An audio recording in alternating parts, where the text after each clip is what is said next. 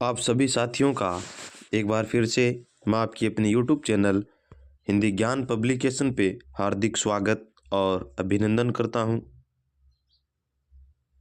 साथियों, हम माध्यमिक शिक्षा बोर्ड के द्वारा आयोजित होने वाली रीट की पात्रता परीक्षा से संबंधित हम सामाजिक अध्ययन के मॉडल पेपर कर रहे हैं और आज का हमारा जो मॉडल पेपर है वो 22 नंबर का मॉडल पेपर रहने वाला है। तो आइए हम बिना किसी देरी किए हुए सीधी चर्चा करते हैं हमारे आज के मॉडल पेपर के ऊपर। अब हमारे पास ज़्यादा समय है वो नहीं बचा है, तो सीधी चर्चा करेंगे। सामाजिक अध्ययन के 60 प्रश्न है वो हम करने वाले हैं। पहला प्रश्न है यानी 91 नंबर का प्रश्न, वह कि कौन से नहीं बल्कि यह कौन से नर्तकी व प्रशस्त्र की योगी की मूर्ति किस स्थान से प्राप्त हुई है? मोहनजोदड़ो से, हड़प्पा से, कालीबंगा से या लोथल से? तो कांस्य युगीन नर्तकी की और पत्थर की बनी हुई योगी की मूर्ति है वो मोहनजोदड़ो से प्राप्त होती है, तो इसका पहला ऑप्शन है वो सही हो जाएगा। 92 नंबर का प्रश्न है, ऋग्वेद कालीन संस्कृति थी, नगरीय थी, ग्रामीण थी, घुमक्कड़ थी या ए व सी दोनों थी? तो ऋग्वेद के काल के अंदर है वो ग्रामीण सभ्यता थी, तो दूसरा ऑप्शन इसके अंदर सही हो जाएगा। प्रश्न नंबर 93 है, देशांतरों की संख्या कितनी है? 24 है, 90 है, 180 है या 360 है? तो देशांतरों की जो संख्या है वो 360 है, तो चौथा ऑप्शन है वो इसका सही हो जाएगा। प्रश्न नंबर 94 है, पूर्णतः पूर्णन गति के परिणाम स्वरूप प्रभाव उत्पन्न नहीं होता है, किस लिए? उपोषण, ऊंचा वायुदाब, पेटी का विकास या प्रत्यक्ष ज्वार भाटा का आना, दिन रात का बनना या ऋतु परिवर्तन? तो जो ऋतु परिवर्तन है उसका पूर्ण गति के प्रभाव स्वरूप उत्पन्न है वो नहीं होता है, तो चौथा ऑप्शन इसका सही हो जाएगा। प्रश्न नंबर 95 है, जनगणना 2011 के अनुसार भारत में कुल आबादी का कितना प्रतिशत नगरीय जनसंख्या के अंदर है? नगरीय जनसंख्या पूछा है और 2011 के अनुसार हमें पूछा है 17.29, 68.8, 31.1, 29.1। तो कितने प्रतिशत है? 31.1% है, तो इसका तीसरा ऑप्शन है वो सही हो जाएगा। प्रश्न नंबर 96 है, निम्नलिखित में से कौन सा मौर्य साम्राज्य की जानकारी का स्रोत है? वो नहीं है, नहीं बल्कि यहाँ पर नहीं है, वो ही हमें पूछा है। अर्थशास्त्र, मुद्रा राक्षस, वृहत कथा मंजरी, पद्मावत, कौन सा है? मौर्य साम्राज्य का है, तो पद्मावत है, ये नहीं है, तो इसका चौथा ऑप्शन है वो सही हो जाएगा। प्रश्न नंबर 97 है, व्यापारिक हवाएं होती, जो व्यापारिक पवनें या हवाएं हैं वो होती हैं, ये हमें पूछा है। वर्ष भर एक दिशा में प्रवाहित होने वाली, समय के अनुसार परिवर्तित होने वाली, अंशतः अनियमित होती है, उपयुक्त में से कोई नहीं? तो व्यापारिक पवनें हैं, वर्ष भर एक ही दिशा में प्रभावित होने वाली पवनें होती हैं, तो पहला ऑप्शन इसका सही हो जाएगा। प्रश्न नंबर 98 है, व्यापारिक पवनें होती हैं, नियमित व स्थिर होती है, अनियमित होती है, अंशतः अनियमित होती है, उपरोक्त सभी? तो नियमित व स्थिर है वो होती है, तो इसका पहला ऑप्शन है वो राइट हो जाएगा। प्रश्न नंबर 99 है, निम्न में से कौन ठंडी स्थानीय हवा है? वो नहीं है, ये हमें पूछा है। हाँ और नहीं को सबसे पहले ध्यान रखना है। मिस्ट्रल, बोरा, खमसिन या ब्लिजार्ड? तो कौन सी हवा है वो ठंडी हवा नहीं है, तो खमसिन है वो एक ठंडी हवा नहीं है, तो तीसरा ऑप्शन इसके अंदर सही हो जाएगा। प्रश्न नंबर 100, तराइन का युद्ध यानी 1192 किसने जीता था? तराइन का जो दूसरा युद्ध है वो किसने? मोहम्मद गौरी ने, पृथ्वीराज चौहान ने, अरुणराज चौहान ने या पृथ्वीराज चौहान ने? तो तराइन का जो 1192 के अंदर हुआ था वो मोहम्मद गौरी के द्वारा विजित किया गया था, तो पहला ऑप्शन इसके अंदर सही हो जाएगा। प्रश्न नंबर 101 है, काम्बोज के प्रसिद्ध अंगकोर वाट मंदिर का निर्माण किस शासक के काल में हुआ था? जयवर्मा फर्स्ट के समय, जयवर्मा सेकंड के समय, सूर्यवर्मा फर्स्ट या सूर्यवर्मा सेकंड के समय? तो सूर्यवर्मा सेकंड के समय है ये हुआ था। मंदिर का निर्माण, अंगकोर वाट मंदिर का निर्माण है वो सूर्य वर्मा सेकंड के समय हुआ था। चौथा ऑप्शन इसका राइट हो जाएगा। प्रश्न नंबर 102 है, भक्ति भाव के कारण किस नाम से जाना जाता है? सूफी संत जिसका नाम महबूब इलाही है, इसे किसे जाना जाता है? शेख मोइनुद्दीन चिश्ती को, नासुरुद्दीन मोहम्मद को, निजामुद्दीन औलिया को, या हमीमुद्दीन नागौरी को? तो किसे निजामुद्दीन औलिया है, इसे जाना जाता है मजहब ए इलाही के नाम से। तो तीसरा ऑप्शन इसका सही हो जाएगा। प्रश्न नंबर 103 है, नक्षत्रों की गणना करने के लिए एक शुद्ध सारणी बीज मोहम्मद शाही का निर्माण किसके द्वारा कराया गया था? मिर्जा राजा जय सिंह के द्वारा, स्वाई जय सिंह के द्वारा, स्वाई राम सिंह के द्वारा, या स्वाई प्रताप सिंह के द्वारा? तो यह स्वाई जय सिंह के द्वारा किया गया था। बीज मोहम्मद शाही का निर्माण है, ये नक्षत्रों की गणना के लिए किया गया था। तो दूसरा ऑप्शन इसका सही हो जाएगा। प्रश्न नंबर 104 है, उष्णकटिबंधीय चक्रवातों को ऑस्ट्रेलिया में किस नाम से जाना जाता है? उष्णकटिबंधीय जो चक्रवात है उसे ऑस्ट्रेलिया में किस नाम से जाना जाता है? Typhoon, hurricane, tornado, willy willy? तो उष्णकटिबंधीय चक्रवात है उसे विली विली के नाम से, ऑस्ट्रेलिया के अंदर है, विली विली के नाम से है वो जाना जाता है। तो चौथा ऑप्शन इसका सही हो जाएगा। प्रश्न नंबर 105 है, 1857 की क्रांति में अंग्रेज एवं जोधपुर की संयुक्त सेना को किसके द्वारा प्रायोजित किया गया था? तांत्या टोपी के द्वारा, कुशाल सिंह के द्वारा, रावत जोधा सिंह के द्वारा, या नाना साहब के द्वारा? तो अंग्रेज व जोधपुर की संयुक्त सेना के द्वारा किसको पराजित है वो किया गया था? तो कुशाल सिंह को पराजित किया था। दूसरा ऑप्शन इसका राइट हो जाएगा। प्रश्न नंबर 106 है, किस वर्ष में नाबार्ड जिसे कृषि एवं ग्रामीण विकास हेतु राष्ट्रीय बैंक की स्थापना हुई थी? 1992 में, 1982 में, 1962 में, 1952 में? तो 1982 के अंदर इसकी स्थापना है वो की गई थी। नाबार्ड की स्थापना 1982 में की गई थी। नाबार्ड का पूरा नाम कृषि एवं ग्रामीण विकास हेतु राष्ट्रीय बैंक इसका पूरा नाम है। तो दूसरा ऑप्शन इसका सही हो जाएगा। प्रश्न नंबर 107 है, भारतीय संविधान की प्रस्तावना में संशोधन कब किया गया?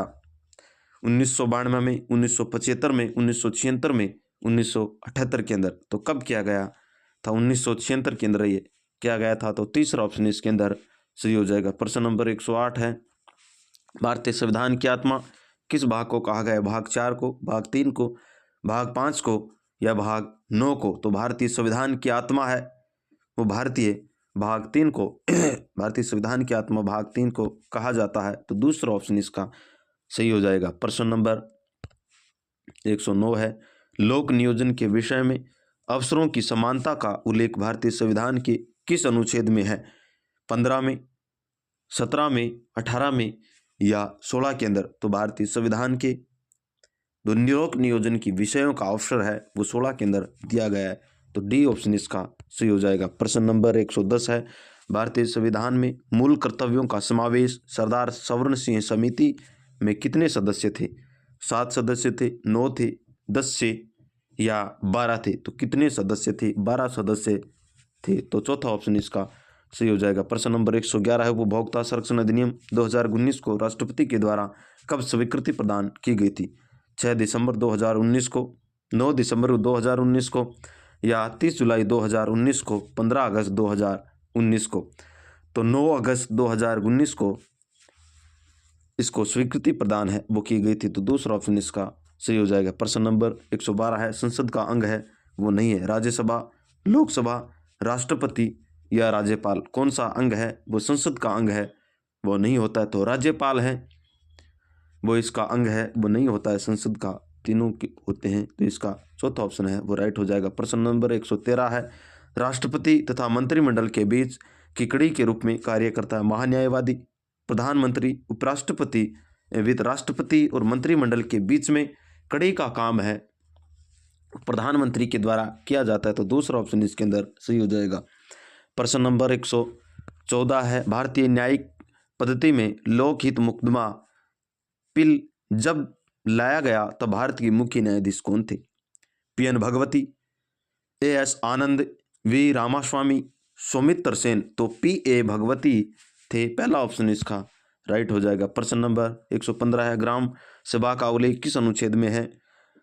243F, 243A, 243B, 243C। तो 243A है, इसके अंदर ग्राम सभा का उल्लेख है, तो इसका पहला ऑप्शन है वो राइट हो जाएगा। प्रश्न नंबर 116 है, सूची 1 सूची 2 को सुमेलित करना है और नीचे दिए गए कोटों का सही उत्तर हमें सूची 1 व सूची 2 को सुमेलित। कांटा कहाँ पर पैरा जाता है? मुर्की, बोरला, तिमड़िया।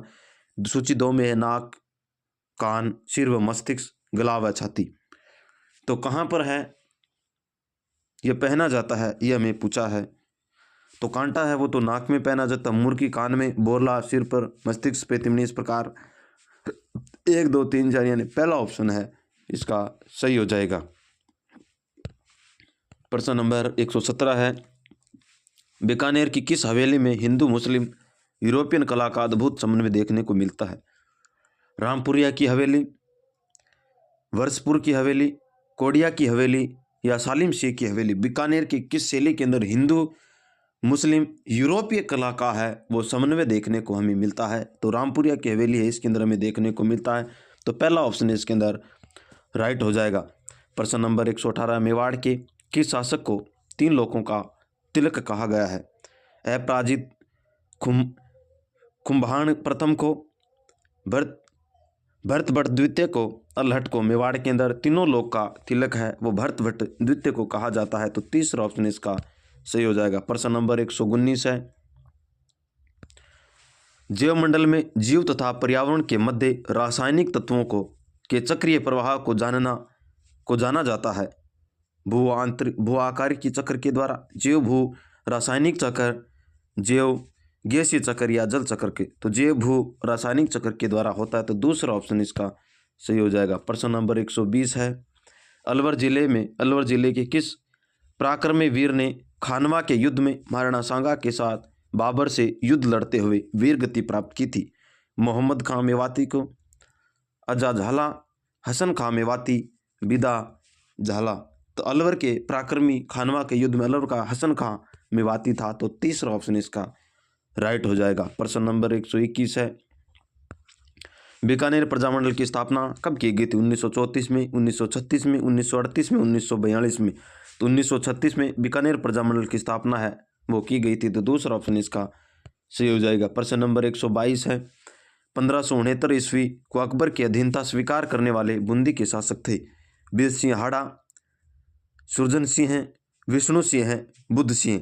तो सुरजन सिंह हैं वो अधीनता स्वीकार करने वाले थे। तो दूसरा ऑप्शन इसका राइट हो जाएगा। प्रश्न नंबर 123 है, कौन सा जीवाश्म ईंधन अंतहित धूप के नाम से जाना जाता है? कोयला, पेट्रोलियम, प्राकृतिक गैस, उपरोक्त सभी। तो कोयला को अंतहित धूप के नाम से जाना जाता है। तो पहला ऑप्शन इसका सही हो जाएगा। प्रश्न नंबर 124 है, कौन सी फसल सुनहरा रेशा के नाम से जानी जाती है? कपास को, पटसन को, ऊन को, मिलेट को। तो पटसन है, इसे सुनहरा रेशा के नाम से है वो जाना जाता है। तो दूसरा ऑप्शन इसका सही हो जाएगा। प्रश्न नंबर 125 है, बोकारो इस्पात संयंत्र की स्थापना किस देश की सहायता से की गई थी? ब्रिटेन की, जर्मनी की, सोवियत संघ की या जापान की? तो बोकारो इस्पात संयंत्र है उसकी सोवियत संघ की सहायता से स्थापना है वो की गई थी। तीसरा ऑप्शन इसका राइट हो जाएगा। प्रश्न नंबर 126 है, कोटा का वह शासक जिसने राज राणा की उपाधि प्रदान की गई थी? वेरी इंपॉर्टेंट प्रश्न है। राज राणा की उपाधि है कोटा के किस शासक ने धारण की? उमेद सिंह ने, माधो सिंह ने, जालम सिंह ने या समर सिंह ने? तो जालम सिंह ने ये उपाधि धारण की थी। तो इसका तीसरा ऑप्शन है वो सही हो जाएगा। प्रश्न नंबर 127 है, भारत की सर्वाधिक वर्षा प्राप्त होती है उत्तर पूर्वी मानसून से, वापस जाते मानसून से, संवहनीय वर्षा से या दक्षिण पश्चिमी मानसून से? तो दक्षिण पश्चिमी मानसून है उससे भारत की सबसे ज़्यादा वर्षा है वो प्राप्त होती है। तो चौथा ऑप्शन है वो इसका राइट हो जाएगा। प्रश्न नंबर 128 है, सर्वाधिक जैव विविधता पाई जाती है शंकुधारी वनों में, शीतोष्ण वनों में, उष्णकटिबंधीय वर्षा वनों में, टुंड्रा वनों के अंदर? तो सबसे ज़्यादा जैव विविधता है वो उष्णकटिबंधीय वर्षा वाले वनों के अंदर है वो पाया जाता है। तो तीसरा ऑप्शन इसके अंदर राइट हो जाएगा। प्रश्न नंबर 129 है, पोंचपाद परियोजना अवस्थित है जम्मू कश्मीर में, तेलंगाना में, केरल में या हिमाचल प्रदेश में? तो पोंचपाद जो परियोजना है वो तेलंगाना के अंदर है। तो दूसरा ऑप्शन इसका राइट हो जाएगा। प्रश्न नंबर 130 है, भारत का सबसे लंबा राष्ट्रीय जलमार्ग कौन सा है?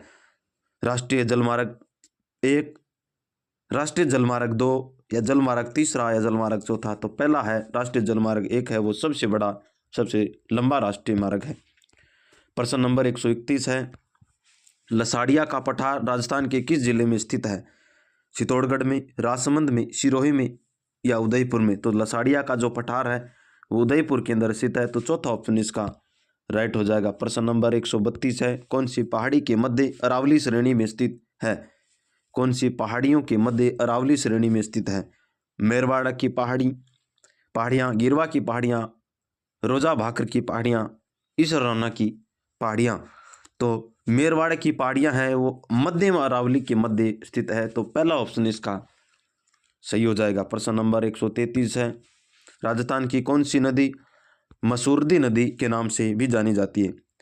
पंगरनी, गंगर नदी, कांकनी नदी, साबी नदी, माही नदी? तो कांकनी नदी है वह मसूरडी के नाम से भी जानी जाती है, तो दूसरा ऑप्शन इसका राइट हो जाएगा। प्रश्न नंबर 134 है, राष्ट्रीय बीजीय मसाला अनुसंधान केंद्र स्थित है?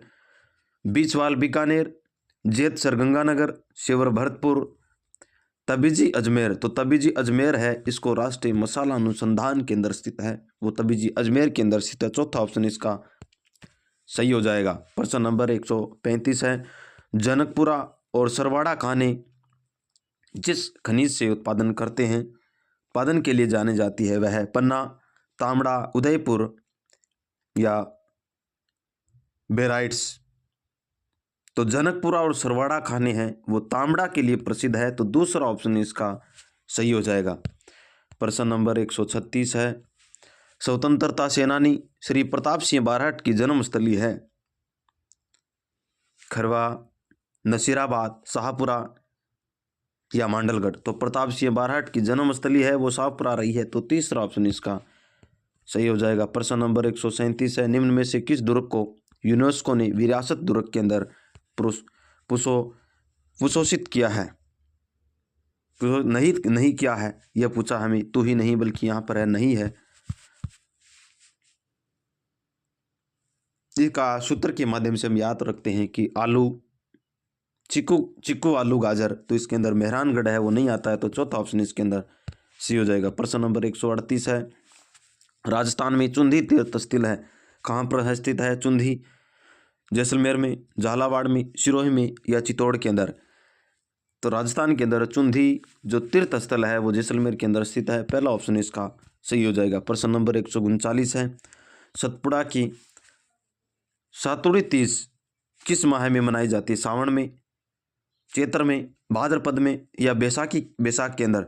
तो सतपुड़ी तीज है वो भाद्रपद के अंदर मनाई जाती है, तो तीसरा ऑप्शन इसके अंदर सही हो जाएगा। प्रश्न नंबर 140 है, खेसला उद्योग के लिए प्रसिद्ध लेटा गांव किस जिले के अंदर स्थित है? बाड़मेर में, जोधपुर में, जालौर में, बीकानेर के अंदर? तो बीकानेर के अंदर स्थित है, चौथा ऑप्शन इसके अंदर राइट हो जाएगा। प्रश्न नंबर 141 है, निम्न में से कौन सी मूल्यांकन की विशेषता है वो नहीं है? मूल्यांकन एकांकी होता है? बिल्कुल नहीं होता एकांकी। मूल्यांकन बहुआयामी होता है? बिल्कुल सही है। मूल्यांकन का क्षेत्र अत्यंत व्यापक होता है और व्यापन एक अनिवार्य मापन अनिवार्य होता है, तो इसका पहला ऑप्शन है वो गलत पूछा है और हमें पहला ऑप्शन इसका राइट हो जाएगा। प्रश्न नंबर 142 है, सामाजिक विज्ञान के क्षेत्र में भ्रमण उपयोगी होता है? मनोरंजन के लिए भी होता है, मूल्यांकन के लिए होता है, अनुभव साक्ष्यों के लिए होता है, उपयुक्त सभी, यानी चौथा ऑप्शन इसका सही हो जाएगा। प्रश्न नंबर 143 है, निम्नलिखित में से सर्वदर्शी सामग्री है वो नहीं है, ये हमें पूछा है। हाँ और नहीं को सबसे पहले गोला कर लेना है, कौन सी सर्वदर्शी सामग्री नहीं है? चलचित्र, दूरदर्शन, मानचित्र, वीडियो टेप? तो मानचित्र है वो नहीं होती सर्वे और दर्शे, तो तीसरा ऑप्शन इसका सही हो जाएगा। प्रश्न नंबर 144 है, रिचर्ड सकमैन का परीक्षा मॉडल है निगमनात्मक, आगमनात्मक, ए व बी दोनों, इनमें से कोई नहीं? तो रिचर्ड सकमैन का जो परीक्षा पूछताछ जिसे हम पूछताछ का मॉडल कहते हैं वो आगमनात्मक होता है, यानी उदाहरण देकर होते हैं, तो इसका दूसरा ऑप्शन है वो सही हो जाएगा। प्रश्न नंबर 145 है, किस प्रकार के चिंतन में संवेदना तथा प्रत्यक्षीकरण का कार्य किया जाता है? कल्पनात्मक चिंतन के अंदर, प्रत्यक्षात्मक चिंतन के अंदर, प्रत्यात्मक चिंतन के अंदर, अनिर्देशित चिंतन के अंदर। तो प्रत्यक्षात्मक चिंतन है इसके अंदर होता है, तो इसका दूसरा ऑप्शन है वो सही हो जाएगा। प्रश्न नंबर 146 है, यदि कोई छात्र कक्षा में शिक्षक के प्रश्नों का उत्तर नहीं देता है तो शिक्षक को उसके घर पर भेज देना चाहिए, नहीं भेजना चाहिए, उसे उत्तर देने के लिए प्रोत्साहन करना चाहिए, बिल्कुल सही है, उसे दंड देना चाहिए, उसे बाहर नहीं है, गलत नहीं। इस प्रकार दूसरा ऑप्शन है वो इसका राइट हो जाएगा। प्रश्न नंबर 147 है, सामाजिक अध्ययन का विकास सर्वप्रथम हुआ भारत में, जर्मनी में, अमेरिका में या ब्रिटेन के अंदर? तो अमेरिका के अंदर सबसे पहले सामाजिक अध्ययन का विकास है वो हुआ था, तो तीसरा ऑप्शन इसके अंदर सही हो जाएगा। प्रश्न नंबर 148 है, सामाजिक अध्ययन विषय को अलग विषय के रूप में अध्ययन हेतु सिफारिश की गई थी। कोठारी आयोग ने, पुंछी आयोग ने, सरकारी आयोग ने या मुदालियर आयोग ने? तो मुदालियर आयोग है, इन्होंने अलग अध्ययन के रूप में इसकी सिफारिश की गई थी, तो चौथा ऑप्शन इसका सही हो जाएगा। प्रश्न नंबर 149 है, बालकों को भौतिक एवं सामाजिक परिवेश का ज्ञान कराने वाला विषय है। भौतिक और सामाजिक विषय का ज्ञान कराने वाला विषय कौन सा? गणित है, वाणिज्य है, विज्ञान है, सामाजिक विज्ञान? तो सामाजिक विज्ञान है इसके अंदर आएगा, चौथा ऑप्शन इसका सही हो जाएगा। प्रश्न नंबर 150 है, निम्नलिखित में से सामाजिक विज्ञान की नवीन संकल्पना कौन सी है? अंतर्राष्ट्रीय संबंधों का अध्ययन, सामाजिक प्रथाओं का अध्ययन, मानवीय संबंधों का अध्ययन एवं समाज को श्रेष्ठ बनाना, तथ्यात्मक सूचनाओं को एकत्रित करना। देखिए तीसरा ऑप्शन इसके अंदर राइट हो जाएगा। मानव संबंधों का अध्ययन करते हुए समाज को श्रेष्ठ बनाना सामाजिक अध्ययन का मेन उद्देश्य होता है। तो इस प्रकार हमने सामाजिक अध्ययन के 60 प्रश्न है वो हमने कर लिए हैं। अब हम मनोविज्ञान के 30 प्रश्न है वो करने वाले हैं। पहला प्रश्न है वो यह है कि निम्न में से कौन सा कथन विकास के बारे में सत्य नहीं है? ये हमें पूछा है। विकास अंतःक्रिया का फल है, बिल्कुल सही है। विकास एक व्यवस्थित श्रृंखला का अनुगामी, ये भी सही है। विकास एक व्यक्तिगत प्रक्रिया होती है, बिल्कुल सही। सब अलग अलग तरीके से होता है। विकास विशिष्ट से सामान्य की ओर नहीं बल्कि सामान्य से विशिष्ट की ओर होता है, तो यह गलत हो गया। चौथा ऑप्शन इसका हमें नहीं है, यही पूछा है, तो चौथा ऑप्शन इसका हो जाएगा। प्रश्न नंबर 2 है, बालकों को सोच अमूर्तता को अपेक्षापूर्व अनुभवों एवं प्रत्ययों से होती है, यह अवस्था है 7 से 11 वर्ष तक, 12 से वयस्क अवस्था, 2 से 7 वर्ष तक, जन्म से 2 वर्ष तक। तो 7 से 11 वर्ष तक इसका पहला ऑप्शन है वो राइट हो जाएगा। प्रश्न नंबर 3 है, मानव विकास किन दो के योगदान का परिणाम है? अभिभावक का एवं अध्यापक का, समाज एवं सांस्कृतिक कारकों का, या वंशानुक्रम एवं वातावरण का, या इनमें से कोई नहीं? तो वंशानुक्रम एवं वातावरण होता है, वंशानुक्रम एवं वातावरण का ये होता है योगदान इसके अंदर। मानव विकास में दोनों का योगदान वेरी इंपॉर्टेंट रहता है, तो तीसरा ऑप्शन इसके अंदर सही हो जाएगा। प्रश्न नंबर 4 है, निम्न में से कौन सा पियाजे के अनुसार बौद्धिक विकास का निधि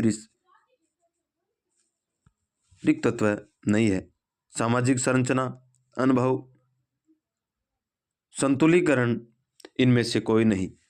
सामाजिक संचरण होता है, पहला ऑप्शन इसके अंदर राइट हो जाएगा। प्रश्न नंबर 5 है, विशेष आवश्यकता वाले बच्चों को पढ़ाने के लिए निम्नलिखित में से कौन सी व्यूह रचना अधिक उपयुक्त है?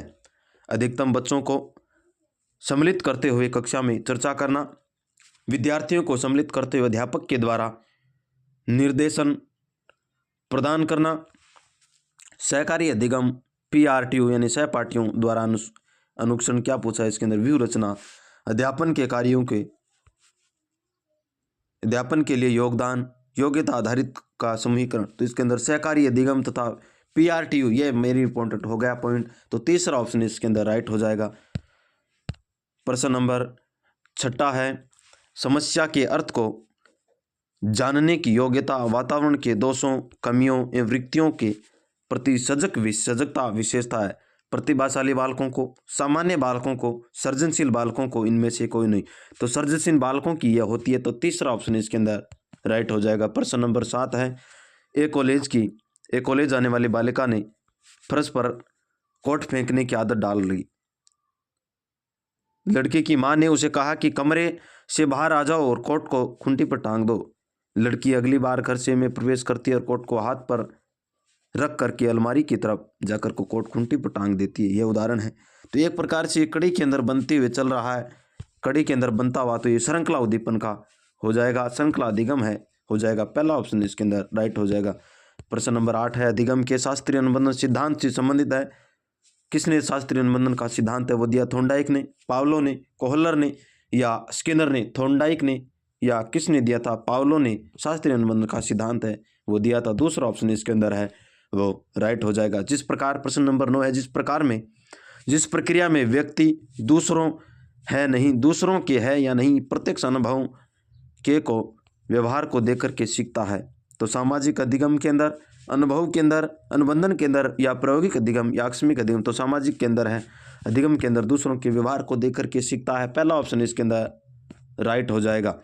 प्रश्न नंबर 10 है, अधिगम निर्योग्यता का लक्षण है भागने की प्रवृत्ति होना, अशांत ऊर्जावान एवं विध्वंस होना, अवधान संबंधी बाधा या विकार, अभिप्रेरणा का भाव। तो अब अवधान संबंधी बाधा का विकार है, अधिगम निर्योग्यता के अंदर आता है। तो तीसरा ऑप्शन इसके अंदर राइट हो जाएगा। प्रश्न नंबर 111, अधिगम को प्रभावित करने वाले व्यक्तिगत कारक हैं। संचार के साधन, समवयस्क समूह है, अध्यापक, परिपक्वता और आयु है, वो व्यक्तिगत कारक होते हैं। तो चौथा ऑप्शन इसके अंदर राइट हो जाएगा। प्रश्न नंबर 12 है, क्रिकेट के खिलाड़ी अपने गेंदबाजी के कौशल को विकसित कर लेता है पर यह उसी बल्लेबाजी के कौशल को प्रभावित नहीं करता है, इसे कहेंगे। तो इसे हम ना तो किसी भी क्षेत्र को प्रभावित नहीं कर रहा है, ये इसका मतलब विधेयात्मक प्रशिक्षण ये नहीं होता। निषेधात्मक परीक्षण का मतलब, अंतरण का मतलब प्रभावित करता हो, ये भी नहीं। शून्य प्रशिक्षण अंतरण, यह इसका हो जाएगा। तीसरा ऑप्शन इसका राइट हो जाएगा। किसी भी क्षेत्र में प्रभावित है वो नहीं कर रहा है। 13 नंबर का प्रश्न है, निम्न में से कौन सा कथन किसी व्यक्ति के मानसिक स्वास्थ्य की उत्तम रूप से प्रदर्शित करता है?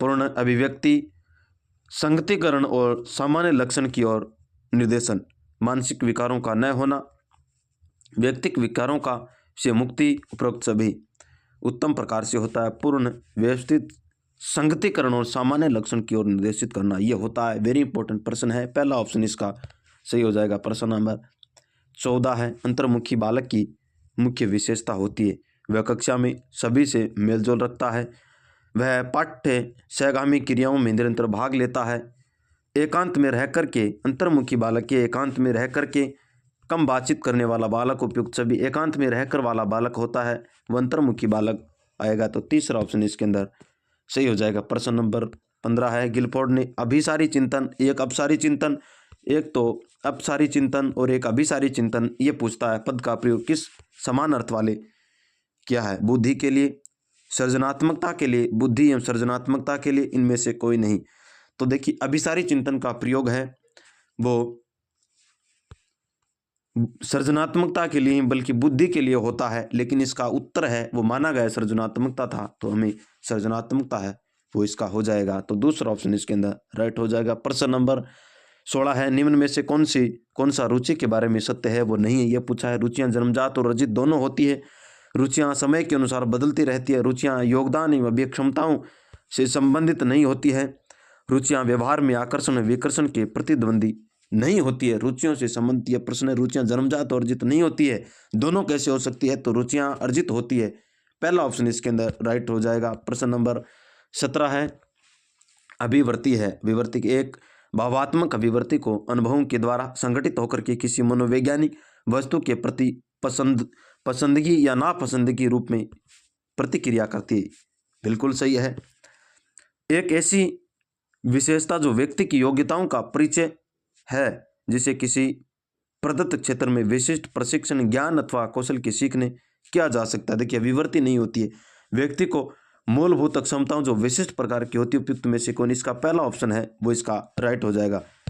प्रश्न नंबर 18 है, व्यक्तित्व एवं बुद्धि में वंशानुक्रम की नामात्र की भूमिका होती है या महत्वपूर्ण भूमिका होती है, या अपूर्व अनुमेय भूमिका होती है, या आकर्षण भूमिका होती है? तो किस प्रकार की भूमिका है? महत्वपूर्ण भूमिका होती है व्यक्तित्व के अंदर बुद्धि और वंशानुक्रम की।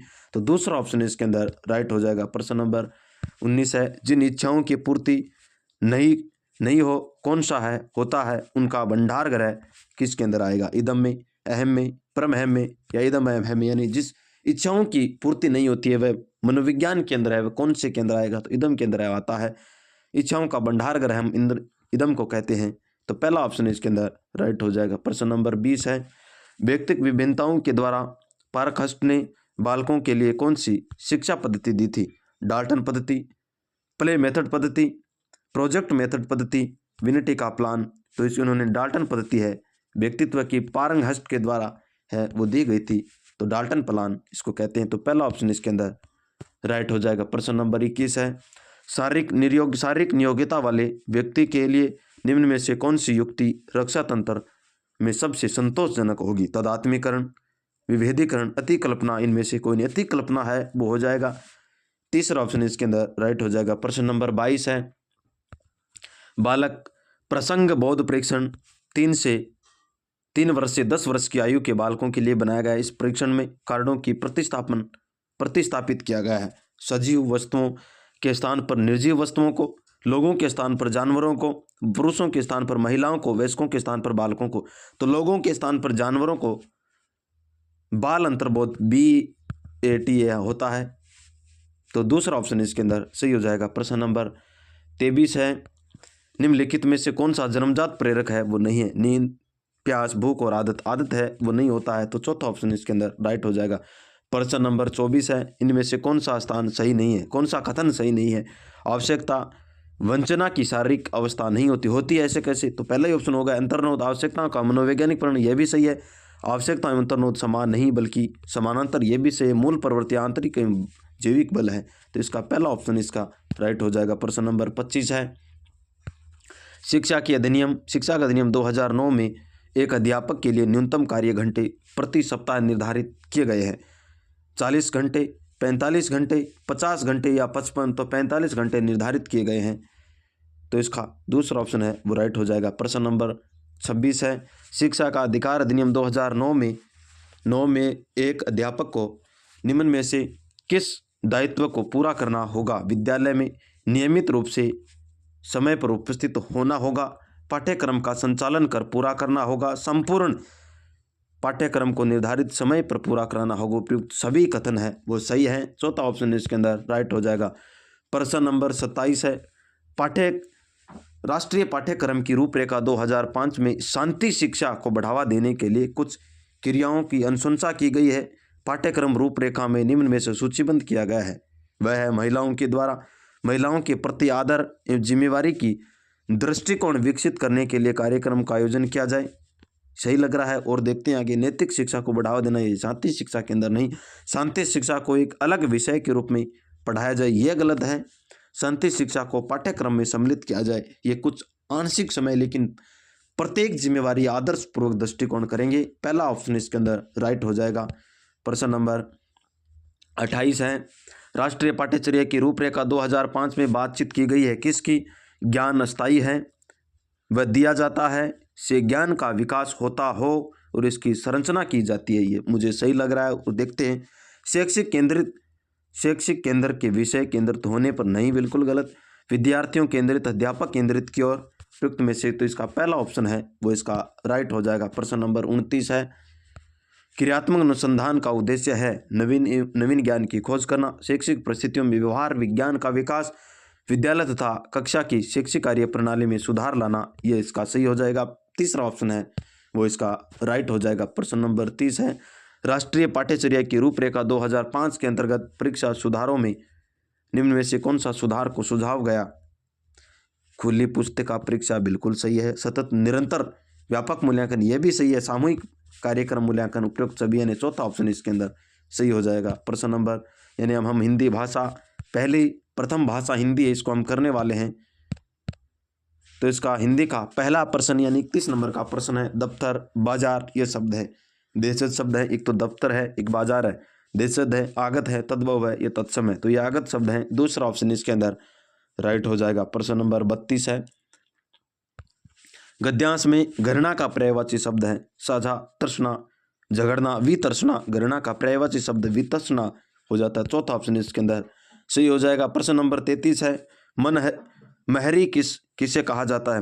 महरी अनजान औरत को, महर की पत्नी को, पड़ोसी को, काम वाली को महरी कहा जाता है। चौथा ऑप्शन इसके अंदर राइट हो जाएगा। प्रश्न नंबर 34 है, स्वच्छता शब्द में किसके योग से बना है? विशेषण और प्रत्यय से, संधि और उपसर्ग से, संधि और प्रत्यय से, संधि और समास से, संधि और प्रत्यय से ये शब्द है वो बना है। तो तीसरा ऑप्शन इसके अंदर सही हो जाएगा। प्रश्न नंबर 35 है, गद्यांश में प्रयुक्त संदेश है कामवाली की स्वच्छता, कामवाली का उत्तरदायित्व, सामाजिक प्रवृत्तियों का हार, स्वच्छता और सबका कर्तव्य, स्वच्छता सबका कर्तव्य, गद्यांश का उपयुक्त संदेश है हो जाता है। तो चौथा ऑप्शन इसके अंदर राइट हो जाएगा। प्रश्न नंबर 36 है, गद्यांश में प्रयुक्त भूमिका, भूमि शब्द में लिंग से संबंधित है। भूमि कौन सा है? पुल्लिंग है, स्त्रीलिंग है या नपुंसक लिंग है या उभय लिंग है? तो जो भूमि शब्द है उसके अंदर कौन सा लिंग होगा? स्त्रीलिंग होगा। दूसरा ऑप्शन इसका राइट हो जाएगा। प्रश्न नंबर 37 है, गद्यांश में आया अपने नीड़ शब्द, अपने नीड़ शब्द का अर्थ होगा अपने खजाने की ओर, खजाने की ओर, अपने घर घोंसले की ओर, अपने पड़ोस की ओर, अपने पहाड़ की ओर। अपने नीड़ का मतलब है गद्यांश के अंदर है अपने घर या घोंसले की ओर होगा। तो दूसरा ऑप्शन इसके अंदर सही हो जाएगा। प्रश्न नंबर 38 है, दिन भर वे त्याग, बलिदान व वीरता की कथा सुनाते रहते हैं। पंक्ति में निहितार्थ काल क्या है? हेतुमंद, हेतुमंद भविष्य, भूतकाल, भविष्यत काल, वर्तमान काल। सामान्य तो सुनाते रहते हैं तो वर्तमान काल हो जाएगा। तीसरा ऑप्शन इसके अंदर राइट हो जाएगा। प्रश्न नंबर 39 है, गद्यांश में आए कुछ लोग शब्द में बहुवचन होगा। थोड़े लोगों को, कुछ लोगों को, असामान्य लोगों को सामान्य, तो कुछ लोगों को इसका बहुवचन हो जाएगा। दूसरा ऑप्शन इसके अंदर राइट हो जाएगा। प्रश्न नंबर 40 है, गद्यांश के अनुसार देश प्रेम का अंकुर किन में विद्यमान है? मनुष्य में, पक्षियों में, प्राणियों में या पशुओं में? तो प्राणियों के अंदर है। गद्यांश के अनुसार ये पूछा है तो प्राणियों के अंदर हो जाएगा। तीसरा ऑप्शन इसके अंदर राइट हो जाएगा। प्रश्न नंबर 41 है, राम ने कमीज नीली पहनी है। वाक्य में गलत पद का चयन कीजिए। कर्म का, क्रिया का, पूरक, कर्म पूरक का, इनमें से कोई नहीं। तो इसके अंदर राम ने कमीज नीली पहनी है तो यहाँ गलत है, कर्म प्रयुक्त है, ये हो जाएगा। तीसरा ऑप्शन इसके अंदर राइट हो जाएगा।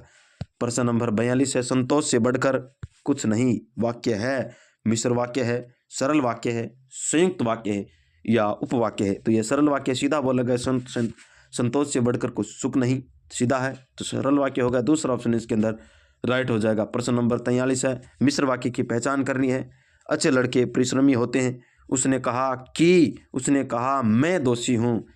लोकप्रिय कवि का सम्मान सभी करते हैं। परिश्रमी व्यक्ति अवश्य सफल होंगी। संकेतवाचक तो इसके अंदर दूसरा ऑप्शन है, उसने कहा मैं, यहाँ जुड़ा हुआ है तो दूसरा ऑप्शन इसके अंदर सही हो जाएगा। प्रश्न नंबर 44 है, द्रौपदी का चीर चोर नहीं, द्रौपदी का चीर मुहावरे का अर्थ है बहुत पवित्र, लज्जाहरण, अत्यधिक कुरूप, ऐसी वस्तु जो समाप्त न हो। तो चौथा ऑप्शन इसके अंदर सही हो जाएगा। द्रौपदी का चीर होने का मतलब ऐसी वस्तु जो कभी समाप्त नहीं हो।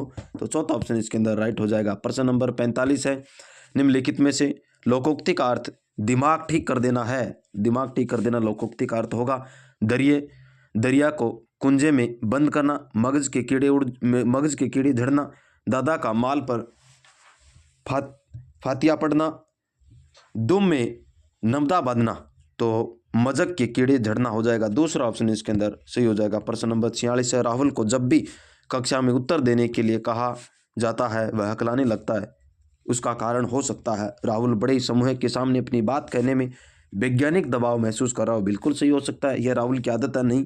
राहुल को सही उत्तर नहीं पता, राहुल जानबूझकर ऐसा ताकि करा जवाब नहीं देना। नहीं, इसका पहला ऑप्शन है वो इसका राइट हो जाएगा। प्रश्न नंबर 47 है, भाषा शिक्षण के संदर्भ में बाल साहित्य का उद्देश्य है बच्चों को भाषा के नियमों की जानकारी देना, बच्चों को उत्साही पाठक बढ़ाने के लिए प्रोत्साहित करना।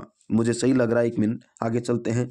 बच्चों को साहित्य की विधाओं को परिचित करवाना नहीं है, बच्चों को जीवन कौशल को सिखाना ये होते हैं, लेकिन आंशिक सबसे उद्देश्य ये होता है कि बच्चों को उत्साही पाठ पढ़ने के लिए, पाठक बनने के लिए प्रोत्साहित करना होता है। तो दूसरा ऑप्शन इसके अंदर सही हो जाएगा। प्रश्न नंबर 48 है, कक्षा 8 के लिए पाठ्य पुस्तक का निर्माण करते समय महत्वपूर्ण है पाठों की संख्या सीमित होना, प्रसिद्ध लेखक का शोध पत्र, व्याकरणिक तत्वों का प्रयोग करना, विधागत विविधता होना, विद्यागत विविधता होना इसका सही होता है। चौथा ऑप्शन इसके अंदर सही हो जाएगा। प्रश्न नंबर 49, भाषा की कक्षाओं में लोकतांत्रिकता बनाए रखने के लिए क्या जरूरी है? स्वतंत्र मौलिक अभिव्यक्ति के अवसर देना, लोकतंत्र पर निबंध पढ़ाना एवं लिखवाना, राज्य भाषा को अनिवार्यता पढ़ाना, बच्चों को हर समय बोलने के लिए कहना। लोकतंत्रात्मक की हम बात करते हैं तो वहाँ पर आता है कि स्वतंत्र मौलिक व्यक्ति का अवसर देना, पहला ऑप्शन इसके अंदर है,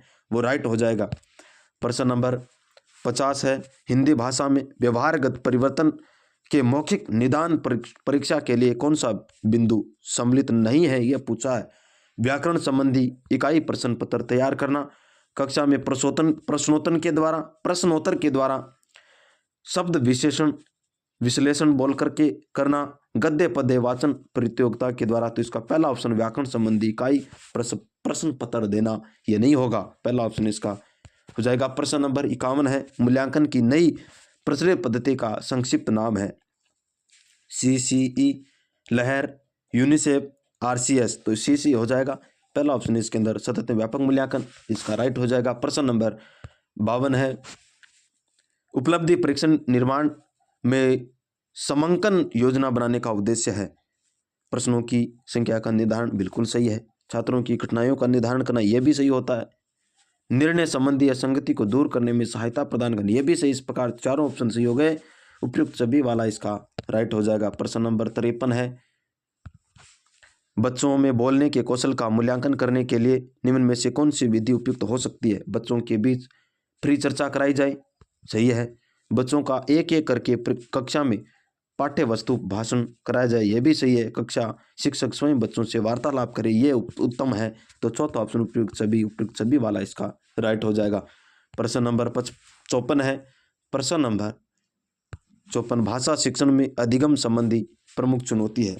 कौन सी चुनौती हो सकती है। कम समय में अधिक ज्ञान दिया जाना, नहीं, यह चुनौती नहीं हो सकती।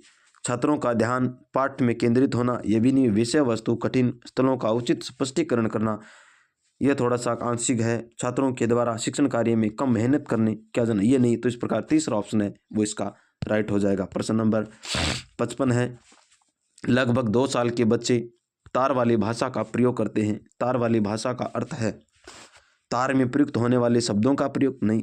मुख्य अर्थ को व्यक्त करने वाले जैसे संज्ञा है, क्रिया है, विशेषण है आदि शब्दों वाली व्यक्ति संक्षिप्त वाक्य का प्रयोग करना, अंग्रेजी। तो इसका दूसरा ऑप्शन है वो इसका राइट हो जाएगा। प्रश्न नंबर 56 है, किसी भाव अथवा विचार को उचित शब्द समूह में संजोने की भाषा को रचना कहते हैं। जब यह कार्य लिखित भाषा के लिए किया जाता है तो इन रचना को रचना कहते हैं। उपयुक्त किसकी परिभाषा है।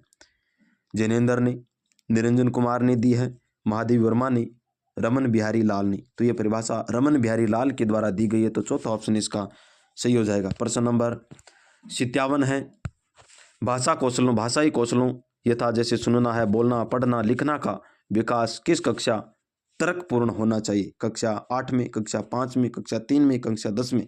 तो देखिए पूर्ण रूप से धीरे धीरे होना चाहिए, कक्षा 5 से शुरू हो जाना तो इसका दूसरा ऑप्शन है वो सही हो जाएगा। प्रश्न नंबर 58 है, भाषा की पुस्तक में विषय के दृष्टिकोण से शुद्ध लेखन का घनिष्ठ संबंध किससे है। व्याकरणिक नियम की अनभिज्ञता से, उच्चारण की शुद्धता से, अशुद्ध उच्चारणों से, इनमें से कोई नहीं। उच्चारण की शुद्धता से तो दृष्टिकोण शुद्ध लेखन का घनिष्ठ संबंध होता है। तो दूसरा ऑप्शन इसके अंदर राइट हो जाएगा। प्रश्न नंबर 59 है, शिक्षक की वे क्रियाएं जो विद्यार्थियों को अनुक्रियाओं के लिए प्रोत्साहित करती है कहलाती है। पुनर्बलन कौशल, भाषाई कौशल, व्याख्या कौशल, खोजपूर्ण प्रश्न कौशल। तो अनुक्रियाओं को प्रोत्साहन करती है विद्यार्थियों को शिक्षक की वे क्रियाएं जो प्रोत्साहित करती है, पुनर्बलन कौशल करता है। तो पहला ऑप्शन इसके अंदर राइट हो जाएगा। प्रश्न नंबर 60 है, हिंदी का अंतिम प्रश्न है, पर्यवेक्षित अध्ययन विधि को और किस नाम से जाना जाता है। परिवीक्षित, परिवीक्षण, निरीक्षण, निरीक्षित, तीनों के नाम से उपयुक्त सभी, यानी चौथा ऑप्शन सही है। अब हम संस्कृत के प्रश्न है, भाषा दूसरी संस्कृत के प्रश्न करने वाले हैं। 61 नंबर का प्रश्न है, छात्राणाम बहुविधि ज्ञान कौशल विकासार्थ शिक्षणानाम कृते कय मार्ग उत्तम। बहुविधि ज्ञान कौशल को विकसित करने के लिए कौन सा उत्तम मार्ग होगा, यह पूछा है। पठन निर्देशनार्थ छात्रे भय केचन प्रश्ना दातव्याः। पाठ्यबोधनार्थ छात्रा नूतन शब्दानाम अर्थानां ब्रह्म समिरेयुः। छात्राः पाठ्यांशमयः अधिकृत्य स्वयं न्यूनतम चिंतनशीलता प्रश्नाम निर्माण प्रियतम। उत्तम विकास कैसे होगा। छात्राणाम क्रियते अवबोधनताम कार्यार्थम अवसरा देयता। देखिए तीसरा ऑप्शन इसके अंदर सही हो जाए कि न्यूनतम। ये यहाँ से इंपॉर्टेंट प्रश्न है कि अधिक से अधिक स्वयं चिंतनशील प्रश्नों का निर्माण करे, यह हो जाएगा इसका तीसरा ऑप्शन इसके अंदर राइट हो जाएगा। प्रश्न नंबर 62 है। प्रश्न नंबर 62 है कि छात्रा शांतिपूर्ण जीवनाया अभिप्रेरिता भवेयु परस्परम मिलित्वा वसेयु अन्येषां कृते च कार्यः कृतं सजिनता भवेयुति यते भवेयु संबंध शिक्षा कथ्यते। दूरस्थ शिक्षा, शैक्षणिकतया, व्यावसायिक शिक्षा या मूल शिक्षा। तो कौन सी शिक्षा है? तो इसके अंदर दूरस्थ शिक्षा हो जाएगी। पहला ऑप्शन इसके अंदर राइट हो जाएगा। प्रश्न नंबर 63 है।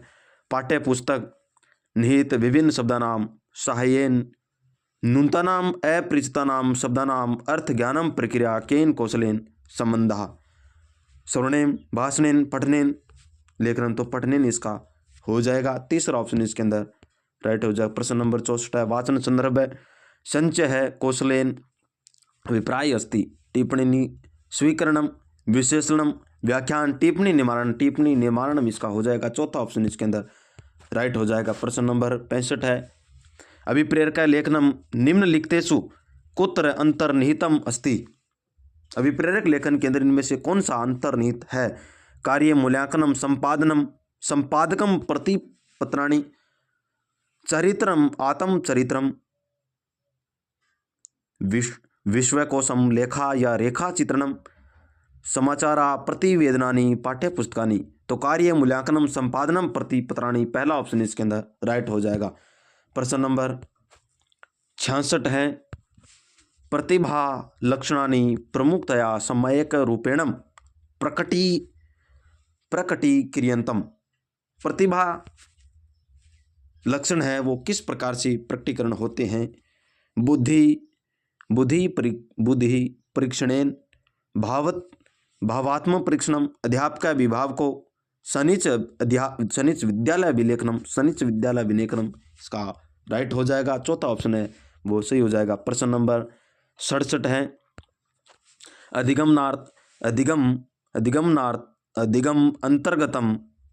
अधिगम अंतर्गत विभिन्न क्षेत्रेषु की क्षेत्रम उच्च स्तरीय चिंतनम संबंध है। स्मरणात्मक, अवबोधनात्मक, मूल्यांकनात्मक या अनुभव व्यवहारात्मक। तो मूल्यांकनात्मक इसका राइट हो जाएगा। तीसरा ऑप्शन इसके अंदर राइट हो जाएगा। प्रश्न नंबर 68 है। गृह कार्य से मुख्य उद्देश्य अस्ति। गृह कार्य का मुख्य उद्देश्य क्या? छात्र गृह कार्य नवीन पाठ्य पठितु रुचि प्रदर्शयतु। नहीं, अभिभावक जानीषु अभिभावकाः जानीयुः यत् छात्राः विद्यालये किं पठन्ति पाठित अधिकम अभ्यास कृत पठेन छात्रे प्रति नवीन पाठ्यं पठितु रुचि उत्पन्न करना। नहीं, पाठानान अधिक अभ्यास, पाठ का अधिक से अधिक अभ्यास करेंगे। यहाँ पर ये इसका तीसरा ऑप्शन है वो राइट हो जाएगा। प्रश्न नंबर 69 है। व्याकरण से लक्षण। व्याकरण का लक्षण है भाषा या प्रस्तुतिकरण, भाषा दर्शनम, भाषा सिद्धांतम या भाषा प्रवाह। तो व्याकरण का जो उद्देश्य होता है, लक्षण होता है, भाषा का प्रदर्शन करना, दर्शनम होता है। तो दूसरा ऑप्शन इसके अंदर राइट हो जाएगा। प्रश्न नंबर 70 है। भाषा शिक्षण विषय हो व्यवहारवादी विचारायम बोधन से केंद्र छात्रो भवति शाला शिक्षा च प्रधान पात्रम वहतम उत्प्रेरणम प्रत्युत्तर संबंध वर्धन से प्रधान विद्यते अनुभवम प्रामुख्यम प्रयतते। तो इसका तीसरा ऑप्शन है उत्प्रेरणम प्रयुक्तोत्तरम संबंध संवर्धनम से प्राधान्यम विद्यते। ये इसका राइट हो जाएगा। तीसरा ऑप्शन उसका राइट हो जाएगा। प्रश्न नंबर 71 है। व्याख्यात्मक पठनेम एतच्च यन मंतर्भवति पाठ्ये साक्षादुक्तानाम अर्थानाम वास्तानाम वास्तवासानाम घटना सरणियानाम प्रधान विचारणाम सामान्यीकरणम मौखिक संरचना चित्रण से है समान चित्राभि अथवा समान शब्दे साहित्य कल्पनानाम लोकोक्तिनाम अंगकारिणी च अभिव्यक्ति। तो इसका राइट हो जाएगा कि वास्तविक वस्तुओं की घटनाक्रम को प्रधान विचार करते हुए सामान्यकरण हो जाएगा। सामान्यकरण प्रधान विचार यानी प्रमुख विचार करते हुए घटनाक्रम के बारे में मैन वास्तविक तथ्य की ओर पहुंचना इसका सही हो जाएगा। दूसरा ऑप्शन इसके अंदर राइट हो जाएगा। प्रश्न नंबर 72 है अस्मिन वादे संज्ञानात्मक व्यवस्था संवर्धनम भाषा विभक्ति पूर्ववर्ती भवेत इति परिगण्यते। प्रकृति प्रकृति प्रकृतिकय दर्शनम रचनात्मक उपागम प्रक्रियात्मक उपागम शब्दार्थोपागम कौशलम शब्दार्थ कौशलम। तो प्रक्रियात्मक उपागम इसका हो जाएगा राइट। तीसरा ऑप्शन इसके अंदर सही हो जाएगा। प्रश्न नंबर 73 है उच्च प्राथमिक स्तरीय पठन कौशल से परीक्षित उत्तमोपाय अभिजात काव्य में संग्रह से उपयोग है। निगदी पाठ्य पुस्तकोपगम कठिनतम पाठनुच्छेदानाम उपयोगम उचित काठिन्य स्तरणाम अदष्टपूर्णाम अनुच्छेदनाम उपयोगम। तो इसका चौथा ऑप्शन है वो राइट हो जाएगा। प्रश्न नंबर 74 है कक्षायाम शिक्षका विदिदानाम उपायानाम प्रक्रिया से च एतदर्थम उपयुजित विविध विविध विविध च पत्रकाराणाम आवश्यकता पूर्यति। तो यही इसका राइट हो जाएगा। कक्षा के अंदर विविध प्रकार की आवश्यकताओं की पूर्ति करने वाले, ये इसका पहला ऑप्शन इसके अंदर राइट हो जाएगा। प्रश्न नंबर 75 है यदा अध्यापका पत्र लेखितु पत्र लेखितु गोष्ठी चर्यांतरम आदि सती तादासा भाषा बोधनम प्रत्यक्ष विधिनाम अनुसरति बहुविधि भाषा कौशलानि एकत्रीकरोति पारस्परिक विधानाम अनुसूरति प्राय छात्राणाम भ्रमर उत्पादित। तो बहुविधि भाषा कौशलानि एकत्रित करोनी, ये इसका संगोष्ठी करते हुए दूसरा ऑप्शन इसके अंदर सही हो जाएगा। प्रश्न नंबर 76 है हस्व अ प्रक्रिया दशानाम मन्यते विव्रत है संव्रत है स्पष्ट है या अस्पष्ट है। तो इसका पहला ऑप्शन विव्रत है हो जाएगा। प्रश्न नंबर 77 है परिश्रमी फलम लभ्यते इति वाच्यम परिवर्तन करें। परिश्रमी फलम लभ्यते इसका वाच्य परिवर्तन करना है। परिश्रमिणाम फलम लभ्यते परिश्रमिणाम फलम लभ्यते परिश्रमिणाम फलम लभ्यते परिश्रमिना लभम लभ्यते। तो तीसरा ऑप्शन इसके अंदर हो जाएगा परिश्रमिणा फलम लभ्यते। तीसरा ऑप्शन इसके अंदर राइट हो जाएगा। प्रश्न नंबर 78 है शाखायाम खगा उपविशन्ति रेखांकित पदेषु प्रश्ना निर्मात कस्मिन है कस्य है कस्मा या कसु। तो कस्माय हो जाएगा। तीसरा ऑप्शन इसके अंदर राइट हो जाएगा। प्रश्न नंबर 79 खाली स्थान दे रखा है कुतुहु धर्म रिक्त स्थान समुचित पदे पूर्यति। रिक्त स्थान के अंदर हमें जो समुचित पद है वो हमें देना है। तस्कर्षय है बालक्ष्य है नृप्य है या ब्राह्मण से। तो पहला ऑप्शन इसके अंदर तस्कर्षय है हो जाएगा। तस्कर्षय कुतः ब्राह्मण कुतः धर्म है, पहला ऑप्शन इसके अंदर हो जाएगा। प्रश्न नंबर 80 है तालाब में लाल और सफ़ेद कमल खिलते हैं अश्य संस्कृत अनुवाद इसका संस्कृत अनुवाद के अंदर करना है। सरोवर है रक्तानी श्वेतानी च पुष्पाणी विकसित है। सरोवरात है रक्तानी श्वेतानी च कलमानी विकसित है।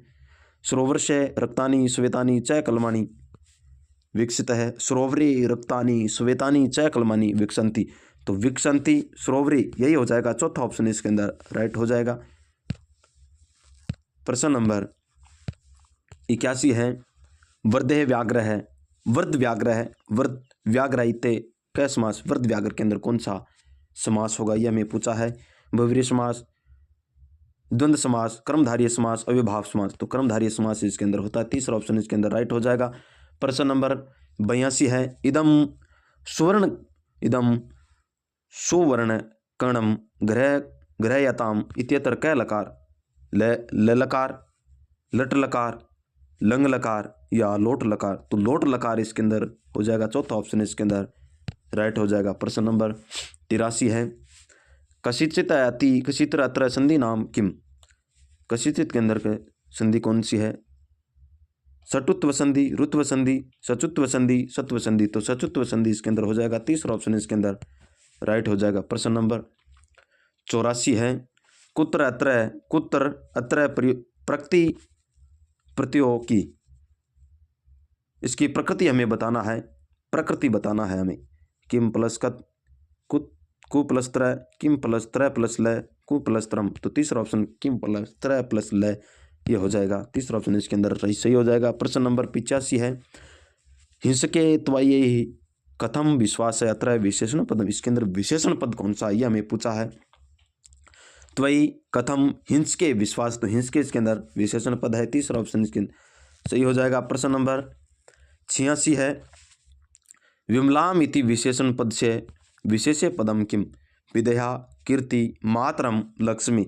तो इसके अंदर विशेष्य पद है वो पूछा है, तो कीर्ति इसके अंदर विशेष्य पद है, हो जाएगा, दूसरा ऑप्शन इसके अंदर सही हो जाएगा। प्रश्न नंबर 87 है कांतेव इत्यम संधि नाम किम, यण संधि, वर्धी संधि, दीर्घ संधि, गुण संधि। कांतेव के अंदर गुण संधि है, चौथा ऑप्शन इसके अंदर सही हो जाएगा। प्रश्न नंबर 88 है दिक्षु अत्र विभक्ति, दिक्षु के अंदर कौन सी विभक्ति, पंचमी विभक्ति, षष्टमी, प्रथमा या सप्तमी। तो सप्तमी विभक्ति है, चौथा ऑप्शन इसके अंदर सही हो जाएगा। प्रश्न नंबर 89 नंबर का प्रश्न रहेगा श्लोक में किम संधि, किम छंद, श्लोक के अंदर कौन सा छंद है, आर्या, अनुष्टुम, मंदाक्रांता या वसंत तलिका। तो इसके अंदर कौन सा है, वसंत तलिका छंद है, क्योंकि वसंत तलिका के अंदर है 14 वर्ण होते हैं, मंदाक्रांता के अंदर 12 होते हैं, अनुष्टुम के अंदर 8 होते हैं और इसके अंदर गणमण इस प्रकार के चलते हैं। तो एक बार हम छंद की ओर चलते हैं, हम देखते हैं कि क्या इसके अंदर कितने छंद हैं, 14 छंद है, 14 है या नहीं। तो मातवे, रक्षिति, पितवे, हति। तो 1 2 3 4 5 6 7 8 9 10 11 12 13 14 पूरे इसके अंदर कितने 14 हैं, इसी में 14 1 2 3 4 5 6 7 8 9 10 11 12 13 14। तो इसके अंदर भी 14, इस प्रकार सभी के अंदर 14 मिलेंगे। तो इसके अंदर कौन सा हो जाएगा, वसंत लिखा हो जाएगा। 90 नंबर का प्रश्न है कृति कतिन इत्यतर पदम किम, इसके अंदर कौन सा पद है, कीर्ति, किरणी, कृति और कीर्ति। तो कौन सा है इसके अंदर, तो कीर्ति है, वो हो जाएगा, कृति का कीर्ति है। तो इस प्रकार हमने टोटल है वो 90 प्रश्न है वो कर लिए हैं। संस्कृत का 30 प्रश्न हो गए, टोटल हमने 150 यानी आज का हमारा जो मॉडल पेपर है 22 नंबर का मॉडल पेपर है वो कंप्लीट हो गया है। अब हमारे पास ज़्यादा समय नहीं बचा है, इन्हीं मॉडल पेपरों को आप एक बार 2 बार जितनी बार आप देख सको, जिस विषय के अंदर आप कमी महसूस हो रही उस विषय को आप बार बार देखिए, ताकि प्रश्नों का वो संप्रत्यय है वो स्कीमा आपके मस्तिष्क में बन जाए। और अब समय है वो अधिक नहीं बचा है दोस्तों। तो आगे के मॉडल पेपर की चर्चा हम अगली कक्षा में करेंगे, तब तक के लिए आप सभी को धन्यवाद। मिलते हैं अगली मॉडल पेपर के साथ। जय श्री कृष्णा, राधे राधे।